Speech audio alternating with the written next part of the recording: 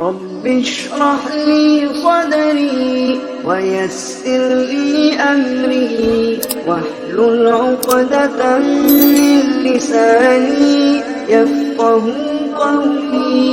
رب اشرح لي صدري ويسر لي أمري.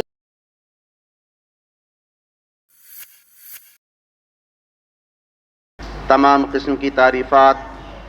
ہر طرح کی حمد و ثنا، بزرگی اور بڑائی اس اللہ تبارک و تعالی کے لیے لائق اور زیبا ہے جو ہمارا مالک ہے، خالق ہے، رازق ہے۔ سب سے بہترین بات اللہ تبارک و تعالی کی بات یعنی قرآن مجید ہے۔ سب سے بہترین راستہ اللہ کے نبی جناب محمد اکرم صلی اللہ علیہ وسلم کا بتایا ہوا راستہ ہے۔ دین میں نکالی ہوئی ہر نئی بات بدعت ہے، ہر بدعت گمراہی ہے، اور گمراہوں کا انجام جہنم کی دہکتی ہوئی آگ میں ہوگا۔ اس کے بعد بے شمار درود و سلام ہوں اس ہستی اقدس و مقدس پر جن کا نام نامی اسم گرامی محمد اکرم صلی اللہ علیہ وسلم ہے۔ اللہم صلی علی محمد وعلی آل محمد کما صلیت علی ابراہیم وعلی آل ابراہیم انکا حمید مجید۔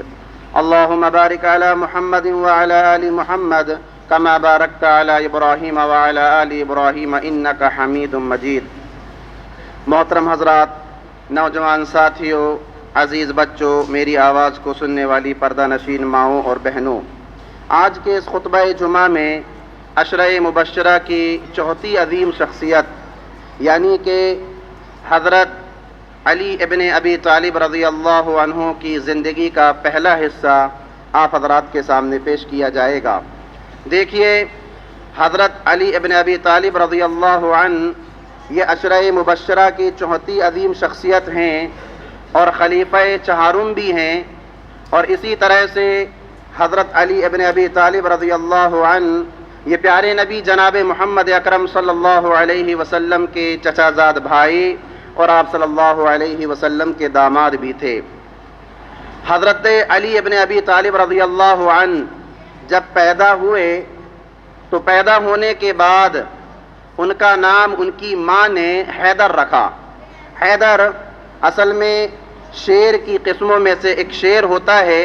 تو یہ نام ان کی والدہ محترمہ نے رکھا۔ جب یہ نام ان کی والدہ محترمہ نے رکھا تو اس وقت ابو طالب گھر پر موجود نہیں تھے، کہیں باہر گئے ہوئے تھے۔ جب وہ واپس اپنے گھر آئے اور انہیں پتہ چلا کہ میری زوجہ محترمہ نے میرے بیٹے کا نام حیدر رکھا ہے تو یہ نام ان کو پسند نہیں آیا، اور انہوں نے حیدر نام بدل کر علی نام رکھ دیا، جس سے حضرت علی مشہور و معروف ہوئے۔ میرے اسلامی بھائیوں، حضرت علی ابن ابی طالب رضی اللہ عنہ کی کنیت ابو الحسن ہے، اور ابو الحسن یہ حضرت علی ابن ابی طالب رضی اللہ عنہ کے سب سے بڑے صاحبزادے تھے جو حضرت فاطمہ بنت رسول اللہ صلی اللہ علیہ وسلم کے بطن سے پیدا ہوئے۔ اسی طرح سے حضرت علی ابن ابی طالب رضی اللہ عنہ کی ایک اور کنیت ہے جو ابو تراب ہے، اور یہ کنیت پیارے نبی جناب محمد اکرم صلی اللہ علیہ وسلم کی طرف سے دی گئی ہے، اور اس کنیت سے حضرت علی ابن ابی طالب رضی اللہ عنہ بہت زیادہ خوش ہوا کرتے تھے، اور یہ بہت زیادہ پسند تھی جب بھی کوئی حضرت علی ابن ابی طالب رضی اللہ عنہ کو ابو تراب کہہ کر پکارتا تو حضرت علی ابن ابی طالب رضی اللہ عنہ بہت زیادہ خوش ہو جایا کرتے تھے۔ ابو تراب کی وجہ تسمیہ کیا ہے، کیوں ان کی کنیت ابو تراب پڑی؟ دیکھیے، ایک مرتبہ پیارے نبی جناب محمد اکرم صلی اللہ علیہ وسلم اپنی بیٹی فاطمہ رضی اللہ عنہا کے گھر گئے، دستک دی، دروازہ کھولا گیا، پیارے نبی جناب محمد اکرم صلی اللہ علیہ وسلم گھر کے اندر داخل ہوئے۔ تھوڑی بہت گفتگو کرنے کے بعد پیارے نبی جناب محمد اکرم صلی اللہ علیہ وسلم نے اپنی بیٹی فاطمہ سے پوچھا کہ تمہارے شوہر کہاں ہیں، میرے چچا زاد بھائی علی کہاں ہیں؟ تو فاطمہ بنت رسول اللہ صلی اللہ علیہ وسلم نے کہا اے اللہ کے رسول ہماری آپس میں کچھ انبن ہو گئی جس کی وجہ سے وہ ناراض ہو کر کہیں باہر چلے گئے اور میرے ساتھ انہوں نے قیلولہ بھی نہیں کیا۔ پیارے نبی جناب محمد اکرم صلی اللہ علیہ وسلم کے ساتھ ایک صحابی آئے ہوئے تھے۔ اللہ کے نبی جناب محمد اکرم صلی اللہ علیہ وسلم نے ان سے کہا کہ جاؤ ذرا دیکھو تو صحیح کہ علی کہاں ہیں۔ وہ صحابی رسول جاتے ہیں، بہت زیادہ ڈھونڈنے کے بعد، تلاش کرنے کے بعد جب حضرت علی ان کو کہیں نہیں ملتے تو مسجد نبوی کا رخ کرتے ہیں۔ مسجد نبوی میں جا کر دیکھتے ہیں کہ حضرت علی ابن ابی طالب رضی اللہ عنہ مسجد میں سوئے ہوئے ہیں۔ لہذا صحابی رسول پیارے نبی جناب محمد اکرم صلی اللہ علیہ وسلم کی خدمت میں حاضر ہوتے ہیں اور آ کر کہتے ہیں اے اللہ کے رسول علی مسجد نبوی میں لیٹے ہوئے ہیں۔ پیارے نبی جناب محمد اکرم صلی اللہ علیہ وسلم مسجد نبوی جاتے ہیں، کیا دیکھتے ہیں کہ مسجد نبوی کے ایک کونے میں حضرت علی ابن ابی طالب رضی اللہ عنہ اس حال میں لیٹے ہوئے ہیں کہ ان کی چادر ان کے جسم سے الگ ہے اور ان کے جسم میں مٹی لگی ہوئی ہے۔ پیارے نبی جناب محمد اکرم صلی اللہ علیہ وسلم علی ابن ابی طالب رضی اللہ عنہ کے پاس بیٹھتے ہیں اور ان کے جسم سے مٹی کو صاف کرتے جاتے ہیں اور کہتے ہیں قم یا ابا تراب، قم یا ابا تراب، اے ابو تراب کھڑے ہو جاؤ۔ تو یہ کنیت حضرت علی ابن ابی طالب رضی اللہ عنہ کو اس قدر پسند تھی، اس قدر پسند تھی کہ جب بھی کوئی حضرت علی ابن ابی طالب رضی اللہ عنہ کو ابو تراب کہہ کر پکارتا تو علی ابن ابی طالب رضی اللہ عنہ بہت زیادہ خوش ہو جایا کرتے تھے۔ میرے اسلامی بھائیوں، علی ابن ابی طالب رضی اللہ عنہ کی پیدائش بعثت نبوی سے 10 سال پہلے ہوئی۔ بعثت سے 10 سال پہلے حضرت علی ابن ابی طالب رضی اللہ عنہ اس دنیا میں آئے۔ بعثت سے 10 سال پہلے کا مطلب کیا ہے؟ پیارے نبی جناب محمد اکرم صلی اللہ علیہ وسلم جب 40 سال کی عمر کو پہنچے تو اللہ تبارک و تعالی نے ان کے سر پر نبوت کا تاج پہنایا۔ تو اس کے 10 سال پہلے حضرت علی ابن ابی طالب رضی اللہ عنہ کی پیدائش ہوئی۔ اس لحاظ سے حضرت علی ابن ابی طالب رضی اللہ عنہ پیارے نبی جناب محمد اکرم صلی اللہ علیہ وسلم سے 30 سال چھوٹے تھے۔ حضرت علی ابن ابی طالب رضی اللہ عنہ کی خوش نصیبی کہیے، ان کی سعادت مندی کہیے کہ بچپن ہی سے حضرت علی ابن ابی طالب رضی اللہ عنہ پیارے نبی جناب محمد اکرم صلی اللہ علیہ وسلم کی تربیت میں رہے۔ آخر کیا وجہ تھی کہ جس کی وجہ سے حضرت علی ابن ابی طالب رضی اللہ عنہ بچپن ہی سے پیارے نبی جناب محمد اکرم صلی اللہ علیہ وسلم کی تربیت میں رہے؟ دیکھیے حضرت علی رضی اللہ عنہ یہ ابو طالب کے بیٹے تھے اور ابو طالب یہ پیارے نبی جناب محمد اکرم صلی اللہ علیہ وسلم کے چچا تھے۔ ابو طالب کی بہت زیادہ اولاد تھیں، ان کا ایک مقام تھا، ان کا ایک مرتبہ تھا، لوگ ان کو بڑی عزت کی نظروں سے دیکھا کرتے تھے، لیکن مالی اعتبار سے ابو طالب بہت زیادہ کمزور تھے۔ ان کے پاس اتنا مال نہ تھا، اتنا پیسہ نہ تھا، اتنی جائیداد نہ تھی، اولاد زیادہ تھی، جس کی وجہ سے وہ جو ہے بڑی مشکلات کے ساتھ جو ہے گزر بسر کر رہے تھے۔ نبوت ملنے سے پہلے کا واقعہ ہے، پیارے نبی جناب محمد اکرم صلی اللہ علیہ وسلم نے اپنے چچا حضرت عباس رضی اللہ عنہ سے کہا کہ دیکھیے چچا ابو طالب کی اولاد بہت زیادہ ہیں اور مالی اعتبار سے وہ بہت زیادہ کمزور ہیں، کیا ہی اچھا ہوگا کہ ان کا ایک بیٹا آپ اپنی پرورش میں لے لیجئے اور ایک بیٹا میں اپنی پرورش میں لے لیتا ہوں۔ چچا حضرت عباس رضی اللہ عنہ نے کہا کہ بہت بہتر مشورہ ہے۔ چنانچہ پیارے نبی جناب محمد اکرم صلی اللہ علیہ وسلم اور حضرت عباس رضی اللہ عنہ یہ ابو طالب کے پاس جاتے ہیں اور اپنے آنے کا مقصد بتاتے ہیں کہ ہم اس سوچ کے ساتھ آپ کے پاس آئے ہیں، لہذا پیارے نبی جناب محمد اکرم صلی اللہ علیہ وسلم نے چچا ابو طالب سے حضرت علی کو مانگ لیا اور حضرت عباس رضی اللہ عنہ نے بھائی ابو طالب سے حضرت جعفر کو مانگ لیا۔ تو اس طرح سے حضرت علی رضی اللہ عنہ جو ہے پیارے نبی جناب محمد اکرم صلی اللہ علیہ وسلم کی تربیت میں رہے اور بچپن سے ہی آپ صلی اللہ علیہ وسلم کی نگرانی میں رہے۔ میرے اسلامی بھائیوں، آپ صلی اللہ علیہ وسلم کی تربیت میں حضرت علی ابن ابی طالب رضی اللہ عنہ رہے تو اس کا فائدہ کیا ہوا؟ دیکھیے، جب پیارے نبی جناب محمد اکرم صلی اللہ علیہ وسلم نے نبوت کا دعویٰ کیا، اس بات کا اعلان کیا کہ میں اللہ کی جانب سے بھیجا ہوا رسول ہوں، تم جن کے سامنے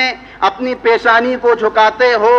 جن کے سامنے اپنی ضرورتوں کو رکھتے ہو، یہ سب معبودان باطلہ ہیں، اگر اسی حالت میں تم اس دنیا سے رخصت ہو گئے ہمیشہ ہمیش کی جہنم کے مستحق ہو جاؤ گے۔ جب پیارے نبی جناب محمد اکرم صلی اللہ علیہ وسلم نے نبوت کا اعلان کیا تو سب سے پہلے ایمان لانے والوں میں حضرت علی رضی اللہ عنہ کا بھی نام آتا ہے۔ مورخین لکھتے ہیں مردوں میں سب سے پہلے ایمان لانے والے حضرت ابو بکر صدیق رضی اللہ عنہ ہیں، عورتوں میں سب سے پہلے ایمان لانے والی حضرت خدیجہ رضی اللہ عنہا ہیں، غلاموں میں سب سے پہلے ایمان لانے والے زید بن حارثہ رضی اللہ عنہ ہیں، اور بچوں میں سب سے پہلے ایمان لانے والے حضرت علی ابن ابی طالب رضی اللہ عنہ ہیں۔ میرے اسلامی بھائیوں،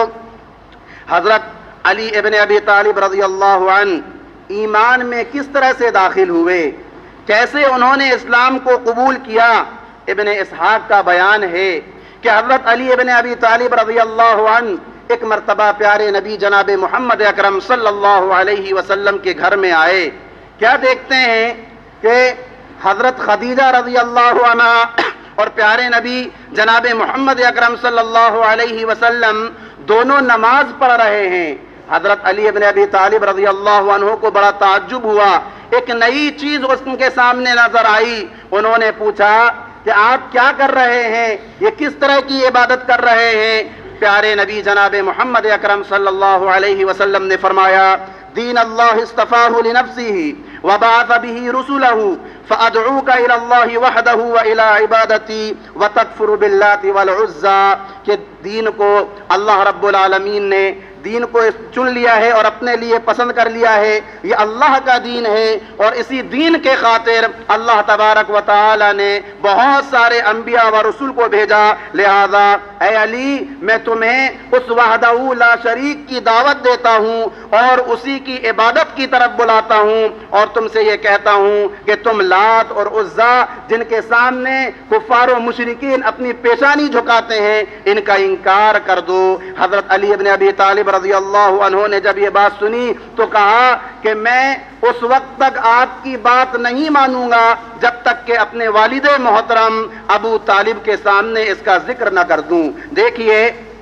یہ شروع اسلام کی بات ہے، پیارے نبی جناب محمد اکرم صلی اللہ علیہ وسلم کو ابھی نبوت ملی تھی، چند ہی لوگ اسلام میں داخل ہوئے تھے۔ پیارے نبی جناب محمد اکرم صلی اللہ علیہ وسلم نے ابھی کھلے طور پر اعلانیہ طور پر اللہ وحدہ لا شریک کی دعوت کو عام نہیں کیا تھا، حکمتاً خاموشی کے ساتھ دعوت دین کا کام کر رہے تھے۔ پیارے نبی جناب محمد اکرم صلی اللہ علیہ وسلم نے حضرت علی سے کہا، یا علی اذا لم تسلم فقتم، اے علی ابھی اگر تم اسلام کو قبول نہیں کر رہے ہو نہ کرو، لیکن خاموش رہو اور اس بات کو چھپا کر رکھو، پوشیدہ طور پر رکھو۔ لہذا حضرت علی ابن ابی طالب رضی اللہ عنہ انہوں نے اس رات اس بات کو چھپا لیا، رات میں بستر پر لیٹے ہوئے تھے، اللہ تبارک و تعالی نے ان کے دل کو کھولا اور اسلام کے تعلق سے ان کے دل میں محبت پیدا کر دی۔ صبح جب حضرت علی ابن ابی طالب رضی اللہ عنہ اٹھے، پیارے نبی جناب محمد اکرم صلی اللہ علیہ وسلم کی خدمت میں حاضر ہوئے اور آ کر کہا کہ آپ بتائیے آپ کل کس چیز کی دعوت آپ مجھے دے رہے تھے؟ پیارے نبی جناب محمد اکرم صلی اللہ علیہ وسلم نے فرمایا، تشہد ان لا الہ الا اللہ وحدہ لا شریک لہ وتکفر باللات والعزی، کہ میں تمہیں ایک اللہ وحدہ لا شریک کی عبادت کی دعوت دے رہا تھا، اور میں یہ کہہ رہا تھا کہ یہ جو تم لات اور عزیٰ کے سامنے اپنی پیشانی کو جھکاتے ہو اس کا انکار کر دو اور ایک اللہ کی عبادت کو قبول کر لو۔ حضرت علی ابن ابی طالب رضی اللہ عنہ اسی وقت کلمہ شہادت پڑھ لیا اور دائرہ اسلام میں داخل ہو گئے۔ میرے اسلامی بھائیوں، حضرت علی ابن ابی طالب رضی اللہ عنہ ایمان لانے کے بعد بچپن ہی سے پیارے نبی جناب محمد اکرم صلی اللہ علیہ وسلم کے دعوت و تبلیغ کے مشن سے جڑ گئے۔ یہ تربیت کا اثر تھا، اسلام کو پھیلانے میں لگ گئے۔ پیارے نبی جناب محمد اکرم صلی اللہ علیہ وسلم کی تربیت کا اثر تھا کہ بچپن سے ہی جیسے ہی انہوں نے ایمان لایا ان کے دل میں یہ بات بیٹھ گئی کہ اللہ کا پیغام مجھے اپنے تک محدود نہیں رکھنا ہے بلکہ لوگوں تک کہ اللہ کا پیغام پہنچانا ہے۔ اس لیے میرے اسلامی بھائیوں، بچپن ہی سے ہمیں اپنی اولاد کی تربیت پر توجہ دینا چاہیے۔ چھوٹی چھوٹی برائیاں، چھوٹے چھوٹے کام جو اللہ اور اس کے رسول کے فرمان کے خلاف ہیں، اگر ہمارے بچے کر رہے ہیں فوراً انہیں ٹوکنا چاہیے، روکنا چاہیے۔ بہرحال بچپن ہی سے حضرت علی ابن ابی طالب رضی اللہ عنہ پیارے نبی جناب محمد اکرم صلی اللہ علیہ وسلم کی دعوت و تبلیغ کے مشن سے لگ گئے، اسلام کی خدمت میں لگ گئے۔ مکی زندگی کے ابتدائی دور میں صحابی رسول حضرت ابو ذر غفاری رضی اللہ عنہ جب مکۃ المکرمہ آئے، حضرت ابو ذر غفاری رضی اللہ عنہ کو پتا چلا کہ مکہ میں ایک شخص ہے جس نے نبی ہونے کا دعویٰ کیا ہے، جو یہ کہہ رہا ہے کہ ہمیں صرف ایک اللہ رب العالمین کی عبادت کرنی چاہیے، اس کے ساتھ کسی کو شریک نہیں کرنا چاہیے، یہ زندگی ہمیشہ ہمیش کی زندگی نہیں، مرنے کے بعد ہمیں اللہ رب العالمین کے سامنے حاضر ہونا ہے اور پھر اللہ رب العالمین لوگوں کے اعمال کے حساب سے لوگوں کو جنت میں ڈالے گا، جہنم میں ڈالے گا۔ یہ بات جب حضرت ابو ذر غفاری رضی اللہ عنہ نے سنی، مکۃ المکرمہ میں آئے۔ حضرت ابو ذر غفاری رضی اللہ عنہ مکہ سے باہر رہتے تھے، قبیلہ بنو غفار سے تعلق رکھتے تھے۔ مکہ میں آنے سے پہلے انہوں نے اپنے بھائی کو مکہ بھیجا تھا تاکہ وہ وہاں کے حالات معلوم کر کے آئیں۔ ان کے بھائی جب مکہ آئے اور مکہ سے واپس اپنے قبیلے میں گئے تو حضرت ابو ذر غفاری رضی اللہ عنہ سے کہا کہ وہاں لوگ محمد کے نام سے بدظن ہیں اور کوئی بھی شخص اگر محمد کا پتہ پوچھتا ہے، نام معلوم کرتا ہے تو لوگ ان کے ساتھ بدسلوکی کرنے لگتے ہیں، مارنے لگتے ہیں اور مکہ سے باہر کر دیتے ہیں۔ حضرت ابو ذر غفاری رضی اللہ عنہ جب مکۃ المکرمہ میں پیارے نبی جناب محمد اکرم صلی اللہ علیہ وسلم سے ملاقات کرنے کے لیے آئے، حالات کا انہیں پہلے ہی سے علم تھا، لہذا انہوں نے کسی کے بھی سامنے پیارے نبی جناب محمد اکرم صلی اللہ علیہ وسلم کا ذکر نہ کیا۔ دن بھر وہ پیارے نبی کو تلاش کرتے رہے۔ دن بھر تلاش کرنے کے بعد جب اللہ کے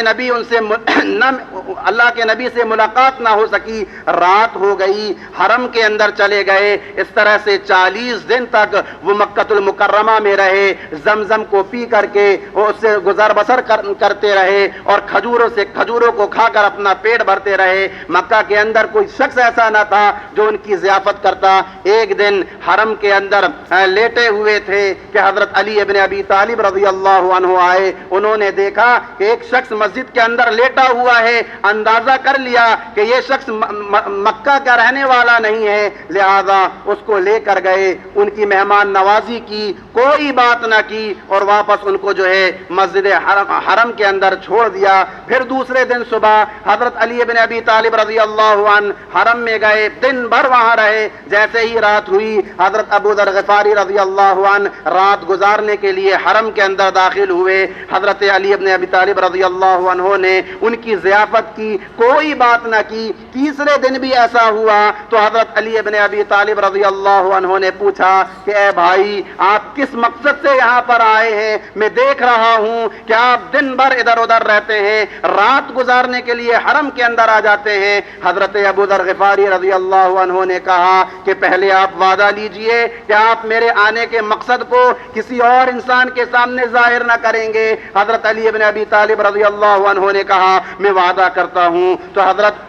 ابو ذر غفاری رضی اللہ عنہ نے کہا کہ میں نے یہ سن رکھا ہے کہ یہاں کوئی شخص ہے جس نے نبی ہونے کا دعویٰ کیا ہے، میں اس شخص سے ملاقات کرنے کے لیے آیا ہوں۔ حضرت علی ابن ابی طالب رضی اللہ عنہ نے کہا یقیناً وہ سچا انسان ہے اور اللہ کا بھیجا ہوا رسول ہے۔ دیکھو مکہ کے حالات سازگار نہیں ہیں، اگر کسی کو شک بھی ہو جاتا ہے کہ فلاں شخص محمد سے ملاقات کرنے کے لیے جا رہا ہے، لوگ لوگ اس پر ٹوٹ پڑتے ہیں، اس کو مارنے لگتے ہیں، لہذا تم میرے پیچھے پیچھے چلنا، اور اگر مجھے ایسا شک ہو، خطرہ لاحق ہو تو میں راستے سے الگ ہو جاؤں گا، تم اپنا الگ راستہ اختیار کر لینا۔ لہذا اسی طرح سے حضرت ابو ذر غفاری رضی اللہ عنہ علی ابن ابی طالب رضی اللہ عنہ کے پیچھے پیچھے جاتے ہیں۔ حضرت علی ابن ابی طالب رضی اللہ عنہ پیارے نبی جناب محمد اکرم صلی اللہ علیہ وسلم سے حضرت ابو ذر غفاری کی ملاقات کرواتے ہیں، اور پیارے نبی جناب محمد اکرم صلی اللہ علیہ وسلم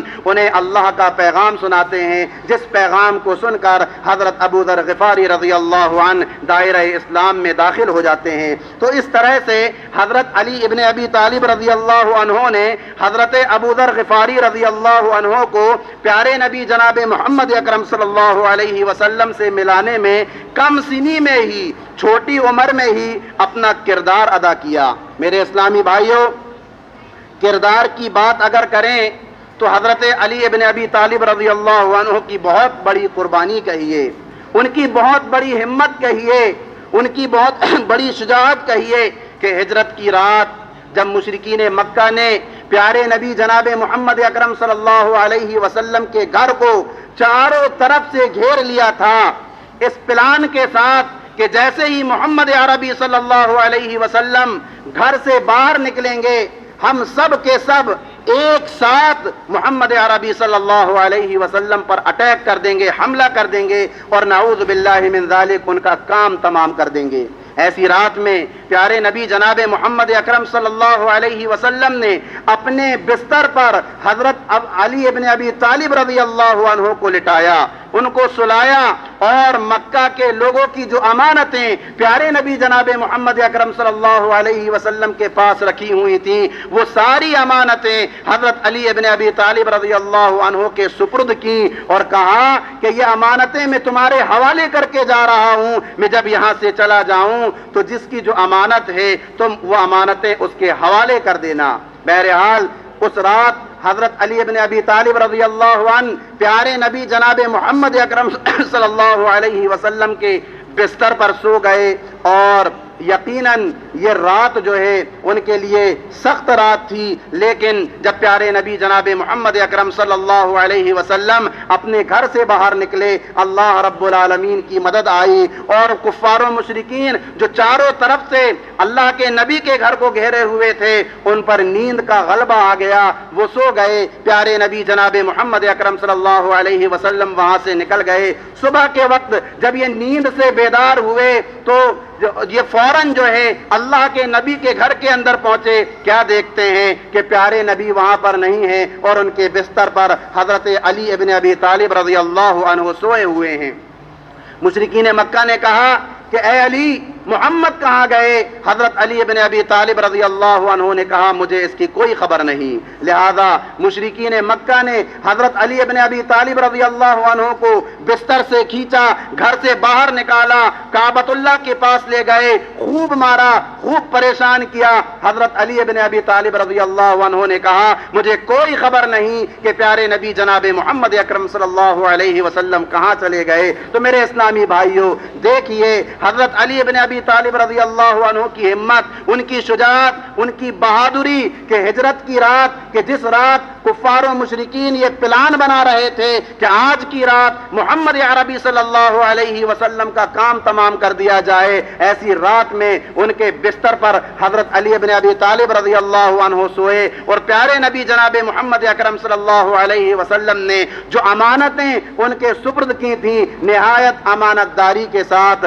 ان کے مستحقین تک کے ان امانتوں کو پہنچا دیا۔ میرے اسلامی بھائیوں، حضرت علی ابن ابی طالب رضی اللہ عنہ کی شخصیت بڑی فضیلتوں والی شخصیت ہے، بڑی منقبتوں والی شخصیت ہے۔ اللہ کے نبی جناب محمد اکرم صلی اللہ علیہ وسلم نے حضرت علی ابن ابی طالب رضی اللہ عنہ کو مخاطب کر کے فرمایا، یا علی لا يحبك الا مؤمن ولا يبغضك الا منافق۔ اے علی، جو تم سے محبت کرتا ہے وہ مومن ہے، اور جو تم سے نفرت کرتا ہے وہ منافق ہے۔ جس کے دل میں تمہارے لیے محبت ہوگی وہ مومن ہے، اور جس کے دل میں تمہارے لیے بغض ہوگا وہ منافق ہے۔ کتنی بڑی بات پیارے نبی جناب محمد اکرم صلی اللہ علیہ وسلم نے حضرت علی ابن ابی طالب رضی اللہ عنہ کے حوالے سے کہی، اور صرف حضرت علی ابن ابی طالب رضی اللہ عنہ کے حوالے سے ہی نہیں بلکہ جو دیگر صحابہ کرام تھے ان کے حوالے سے بھی اس طرح کی بات اللہ کے نبی نے کہی کہ ان کے حوالے سے کہی کہ آیت المؤمن حب الانصار و آیت المنافق بغض الانصار، کہ جو انصاری صحابہ سے محبت کرے گا تو اس کے اندر مومن کی صفات علامت ہے، اور انصار سے نفرت کرنا یہ نفاق کی علامت ہے۔ بہرحال اللہ کے نبی جناب محمد اکرم صلی اللہ علیہ وسلم نے اس حدیث مبارکہ میں خاص طور سے حضرت علی ابن ابی طالب رضی اللہ عنہ کا نام لے کر کے کہا کہ جو تم سے محبت کرے گا وہ مومن ہے، اور جس کے دل میں تمہارے لیے بغض ہے تو وہ اس کے اندر نفاق ہے۔ اسی طرح سے میرے اسلامی بھائیوں، حضرت علی ابن ابی طالب رضی اللہ عنہ کی فضیلت یہ بھی ہے کہ پیارے نبی جناب محمد اکرم صلی اللہ علیہ وسلم نے اپنی زبان سے گواہی دی کہ علی اللہ اور اس کے رسول سے سچی محبت کرتے ہیں، اور اللہ اور اس کے رسول علی سے محبت کرتے ہیں۔ دیکھیے جب جنگ خیبر ہو رہی تھی، تو جب خیبر میں جنگ ہو رہی تھی تو اس میں ایک قلعہ تھا جو یہودیوں کے قبضے میں تھا، اور اللہ کے نبی جناب محمد اکرم صلی اللہ علیہ وسلم اس قلعے کو فتح کرنے کے لیے اسلامی لشکر بھیجتے تھے، لیکن وہ قلعہ فتح نہیں ہو پا رہا تھا۔ ایک شام اللہ کے نبی جناب محمد اکرم صلی اللہ علیہ وسلم نے صحابہ کرام کو مخاطب کر کے کہا کہ کل صبح ایک شخص کو میں جھنڈا دوں گا، اور وہ شخص ایسا ہے جو اللہ اور اس کے رسول سے سچی محبت کرتا ہے، اور اللہ اور اس کے رسول بھی اس سے محبت کرتے ہیں۔ صحابہ کرام رضوان اللہ علیہم کہتے ہیں کہ اس رات ہمیں نیند نہیں آئی کہ وہ کون شخص ہوگا کہ جس کے ہاتھ میں اللہ کے نبی جناب محمد اکرم صلی اللہ علیہ وسلم جھنڈا دیں گے۔ ہر صحابی یہ چاہ رہا تھا کہ پیارے نبی جناب محمد اکرم صلی اللہ علیہ وسلم اس کا نام لے لیں۔ بہرحال صبح ہوئی، اللہ کے نبی جناب محمد اکرم صلی اللہ علیہ وسلم نے کہا این علی، علی کہاں ہے؟ صحابہ کرام نے بتایا کہ اے اللہ کے رسول، ان کو آنکھوں کا مرض ہو گیا ہے جس کی وجہ سے وہ دیکھ نہیں پا رہے ہیں۔ اللہ کے نبی جناب محمد اکرم صلی اللہ علیہ وسلم نے کہا جاؤ، جا کر کے ان کو بلا کر کے لاؤ۔ حضرت علی ابن ابی طالب رضی اللہ عنہ آئے، اللہ کے نبی جناب محمد اکرم صلی اللہ علیہ وسلم نے اپنا لعاب نکالا اور ان کی آنکھوں پر لگایا، جس سے ان کی آنکھوں میں نظر آنے لگا۔ پھر اللہ کے نبی جناب محمد اکرم صلی اللہ علیہ وسلم نے حضرت علی کے ہاتھوں میں جھنڈا دیا اور کہا کہ اے علی جاؤ اور خیبر کو فتح کر کے آنا۔ اور ایک نصیحت میں تمہیں کر رہا ہوں، اس نصیحت کو اچھی طرح سے یاد رکھ لو کہ تمہارے ذریعے سے اگر ایک بندہ بھی ہدایت پر آ جائے تو وہ کئی سرخ اونٹوں سے زیادہ بہتر ہے۔ میرے اسلامی بھائیوں، کیا مطلب ہے اس بات کا؟ اللہ کے نبی حضرت علی کے ہاتھوں پر جھنڈا دے رہے ہیں اور کہہ رہے ہیں کہ جاؤ خیبر کے قلعے کو فتح کر کے آنا، لیکن نصیحت کیا کر رہے ہیں کہ تمہارے ہاتھوں سے اگر ایک شخص بھی ہدایت پر آ جائے تو وہ کئی سرخ اونٹوں سے بہتر ہے۔ میرے اسلامی بھائیوں، اس کا مطلب یہ ہے کہ پیارے نبی جناب محمد اکرم صلی اللہ علیہ وسلم نے جب بھی جنگ کا اعلان کیا تو اس میں قتل و غارت گیری مراد نہ تھی۔ ان کا مطلب یہ نہ تھا کہ لوگوں کو قتل کیا جائے، مارا جائے، بلکہ ایک اللہ رب العالمین کی طرف بلانا تھا۔ صحابہ کرام اور اسلامی لشکر جب بھی کسی پر حملہ کرنے کے لیے جاتا، پہلے لوگوں کو سمجھاتے، نصیحت کرتے، ایک اللہ رب العالمین کی طرف بلاتے۔ وہ اگر ماننے پر تیار نہ ہوتے تو مختلف قسم کی شرطیں رکھتے، اس پر بھی نہ مانتے تو پھر اخیر میں مجبوراً جو ہے جنگ کا سہارا لیا جاتا تھا۔ بہرحال حضرت علی ابن ابی طالب رضی اللہ عنہ کے ہاتھوں میں جھنڈا دیا گیا اور حضرت علی ابن ابی طالب رضی اللہ عنہ اسلامی لشکر کو لے کر کے گئے، اور وہ قلعہ جو کئی بار جانے کے باوجود لوگ اس کو فتح نہیں کر پا رہے تھے، حضرت علی ابن ابی طالب رضی اللہ عنہ اس قلعے کو جو ہے فتح کر کے آئے۔ تو میرے اسلامی بھائیوں، یہ حضرت علی بن ابی طالب رضی اللہ عنہ کے فضائل ہیں، اور اسی طرح سے ان کی زندگی میں جو ہے ہمارے لیے اور بھی بہت سا زیادہ اسباق اور دروس ہیں، جس کو انشاءاللہ آئندہ خطبہ جمعہ میں آپ حضرات کے سامنے پیش کیا جائے گا۔ اللہ تبارک و تعالیٰ سے دعا ہے الہ العالمین ہم تمام کے تمام مسلمانوں کو قرآن اور حدیث کے مطابق زندگی گزارنے والا بنا۔ الہ العالمین ہم تمام کے تمام مسلمانوں کو صحابہ کرام رضوان اللہ علیہم اجمعین کے نقش قدم پر چلنے والا بنا۔ الہ العالمین ہم تمام کے تمام مسلمانوں کو ہر طرح کی برائی سے، ہر طرح کے فتنوں سے، ہر طرح کی مصیبتوں سے پاک و صاف رکھ۔ الہ العالمین ہم تمام کے تمام مسلمانوں کو بروز قیامت جہنم کی دہکتی ہوئی آگ سے بچا کر اپنی جنت میں داخل فرما۔ آمین ثم آمین، وآخر دعوانا ان الحمد للہ رب العالمین۔